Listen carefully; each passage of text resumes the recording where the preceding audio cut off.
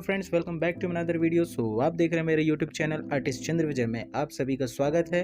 तो ये मेरा लेसन 5 होने जा रहा है। तो इस वीडियो में आपको मैं ये सिखाऊंगा कि लाइट किस तरफ से पड़ती है और शैडो किस तरफ बनती है, और साथ ही साथ इसमें आपको स्मूथ शेडिंग के टेक्निक्स और स्मूथ ब्लेंडिंग कैसे किया जाता है, ये सभी आपको इस लेसन 5 में मिलने वाला है। तो चलिए वीडियो को स्टार्ट करते हैं।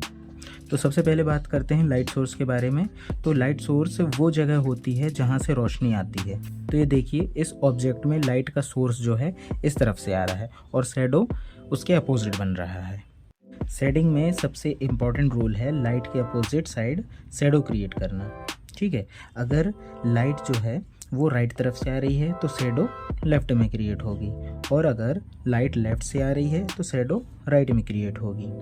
ये बेसिक प्रिंसिपल हर ड्राइंग में यूज़ होता है, चाहे आप क्यूब ड्रॉ कर रहे हों या स्फीयर, सिलेंडर या कोई भी ऑब्जेक्ट अगर आप ड्रॉ कर रहे हैं तो यही प्रिंसिपल आपको अप्लाई करना होगा। तो अब हम बात करते हैं हाईलाइट, मिड टोन और शैडो। तो देखिए, सेटिंग को 3 पार्ट्स में डिवाइड किया जाता है। सबसे पहले जहाँ से लाइट पड़ रही है उधर पूरा लाइट पोर्शन रहेगा जो कि हाईलाइट कहलाएगा, और मिड टोन हाईलाइट्स और शैडो के बीच का पोर्शन, जैसे कि ये हो गया हाईलाइट और ये हो गया शैडो, इसके बीच का पोर्शन ये हो गया, तो ये हो जाएगा हमारा मिड टोन।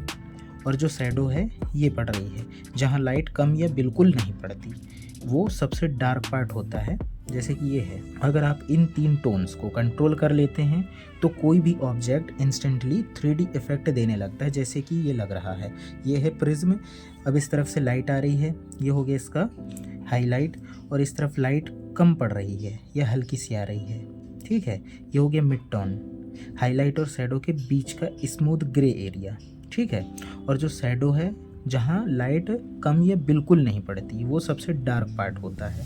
तो अब हम बात करते हैं पेंसिल प्रेशर कंट्रोल की। तो शेडिंग का 70% रिजल्ट आपके प्रेशर कंट्रोल पर डिपेंड करता है। जैसे कि यहाँ पे आप देख सकते हैं लाइट एरिया, जो ये लाइट एरिया है, ये सारे इमेजेस में आप देख सकते हैं जो ये लाइट एरिया है। तो उसके लिए हमें लाइट एरिया के लिए पेंसिल को सॉफ्टली होल्ड करके, ठीक है, सॉफ्टली होल्ड करके उसमें शेडिंग करना पड़ेगा। ठीक है, मिड टोन के लिए थोड़ा स्ट्रेटली प्रेशर इंक्रीज करना है, और जो डार्क एरिया है उसके लिए कंट्रोल हैवी प्रेशर यूज़ करना है। रिस्ट को एकदम लूज रखना है, फिंगर्स से ही सिर्फ शेडिंग नहीं करना है हमें। तो शेडिंग में स्पीड की ज़रूरत नहीं होती है, कंसिस्टेंसी और स्मूथनेस ही प्रोफेशनल लुक्स देती है। तो ये आप ध्यान रखिए। तो अब हम बात करते हैं स्मूथ ब्लेंडिंग टेक्निक्स की। तो सबसे पहले हमें शेडिंग को स्मूथ बनाने के लिए 3 चीज़ का यूज़ कर सकते हैं। ठीक है, तो सबसे पहले हम लेते हैं एक टिश्यू पेपर, दूसरा ब्रश और एक कॉटन बड। टिश्यू पेपर सॉफ्ट ब्लेंडिंग के लिए यूज़ करते हैं हम। ये देखिए, इस तरफ से इसको सर्कल मोशन में घुमा के ईजिली ब्लेंड हो जाता है। ये बड़े एरियाज़ में ज़्यादा कंफर्टेबल रहता है। स्मूथ नेचुरल फिनिश के लिए हम ब्रश का यूज़ कर सकते हैं, और जो हमारे छोटे कॉर्नर्स होते हैं उसके लिए हम कॉटन बड का यूज़ करते हैं। तो ब्लेंडिंग का एक ही रूल है, हमेशा याद रखो कि हमें डार्क से लाइट की ओर ही ब्लेंड करना होता है, क्योंकि इससे जो ट्रांजिशन सॉफ्ट है वो और भी ज़्यादा नेचुरल आता है। तो ये देखिए, जिस तरह से ये टिश्यू में मैंने यूज़ किया था, तो टिश्यू का काफ़ी ज़्यादा स्मूथ और नेचुरल इफेक्ट आया है कि इस तरफ डार्क और इस तरफ लाइट।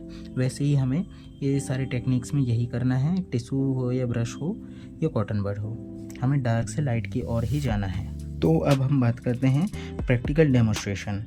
तो अब मैं आपको बताता हूँ कि यहाँ पे देखिए, हमने एक सर्कल ड्रॉ करा था। ठीक है, तो इसमें जो लाइट सोर्स है वो हमारे लेफ़्ट साइड से आ रही है। तो इसमें जो हमारी लाइट सोर्स है वो लेफ़्ट साइड से आ रही है, और उसकी जो शैडो क्रिएट हो रही है हमारी, वो राइट में हो रही है।